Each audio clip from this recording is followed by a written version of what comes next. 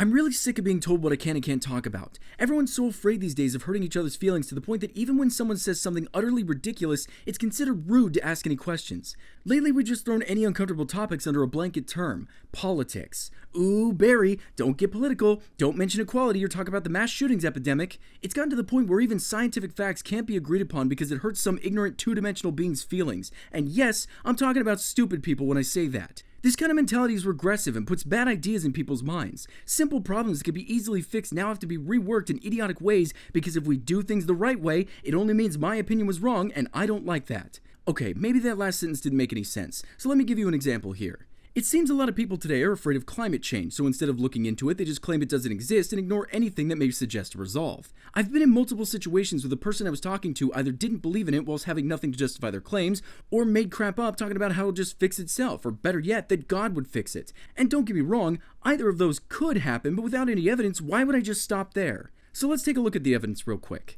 According to the Food and Agriculture Administration, livestock methane produces around 14.5 to 18% of the global greenhouse gas emissions, compared to transport, which is responsible for around 14%. Methane is also 23 times more potent than CO2, which makes it unexpectedly worse for the environment than transport by a lot more than we initially thought. In fact, cows produce enough methane per year to do the same damage as 4 times the CO2. The problem with this is the gases act like a blanket around our planet, which traps heat. Too little of this gas and our planet's greenhouse effect becomes weak, similarly to that of Mars, and too much and the planet becomes too hot.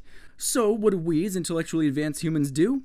We riot cows, we turn vegetarian, and don't get me wrong, not everyone becomes vegan or vegetarian because of this, but you wouldn't believe how many do, or at least use this as a justification. The logic isn't far off. If nobody eats cows anymore, then there's no reason to have so many, and the issue's resolved, right? Except the meat and poultry industry is the largest segment of US agriculture, not a very well thought out plan, especially if you're one of these ignorant people who scream and yell at others who don't partake in their dumb ideology. Let's just agree on one thing, that everyone that's not vegan, they deserve to die. They basically don't deserve to live. No, you should not have that option. You just gotta step the fuck up, or you really don't deserve to live on this planet. And this is where I begin to have the biggest problem.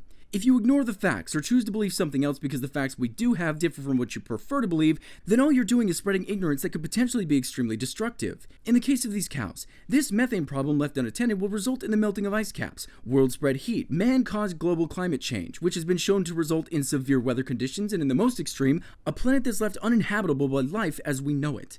Well, who cares, right? We'll just leave this planet and colonize a new one. But even if we can do that in time, what stops us from doing the exact same thing? What keeps us from doing it faster? What, we just keep throwing planet after planet off to the side in hopes we can survive that way? But this is just me trying to scare you with science fiction, as there are ways we can prevent this, and this is the part of the entire situation that annoys me the most. Because we are so afraid of these topics, some of us so quick to toss them aside as nonsense, despite the science, we end up having a hard time getting the information out there on how to resolve the problem. Can't have a solution to a problem I choose not to believe in, right? But as for the cure, we've begun to realize that garlic is shown to reduce the amount of methane produced by cows, as well as certain types of seaweed, cutting the methane to almost null amounts. Seaweed farming has become a growing industry lately, which is good news for this entire situation, and if we stop being so scared of the possibility that global warming could be real, and instead focused ourselves on how to resolve the potential issue, this whole thing could have been realized by now. Imagine if instead of people flipping out about how man-caused global warming doesn't exist, or instead of spreading your stupid meat abstinence propaganda and read an article every now and then, perhaps more farmers would be taking this into consideration. But that was just an example. And I have another. A little while ago, there was a massive school shooting in Florida. I watched the town hall meeting and was appalled by the way the students acted. Disrespectfully and rude to only those who actually had anything decent to offer. If you get a chance, watch this town hall meeting. You'll see politicians spewing rhetoric the entire time, just agreeing with the students, telling them that anything they wanted, they could have if they dreamed big enough, while other congressmen and women stood up and said, well, wait a minute, it's just not that simple.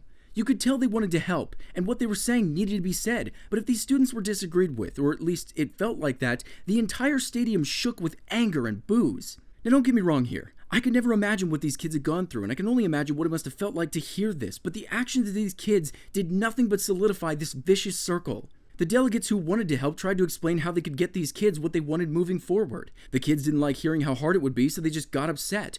Other delegates just agreed and made them feel good, which got them applause, but allows them to then sit back and pass the blame off to something else until it's all forgotten and we move on to the next shooting. And we're fooled by this. We're so close-minded, the second we hear something we disagree with, we shut down. We pretend nothing's wrong, and when we do get into a mess, we just pass the blame off to something else instead of trying to resolve the situation in the first place. Screw that system, and screw anyone who buys into it. I can't exactly say I do much to help, but I can at least put this video out there in hopes it wakes someone up. Yeah, maybe we have to roll up our sleeves and work a little, but if it fixes the issue, isn't it worth it? If you're one of these people who cowers the second you hear something you dislike, then step out of the way. If you have anything useful to say, we're glad to hear it, but don't come at us with the same old emotional bullcrap. At that point, we may as well just get rid of all logic and kill the cows.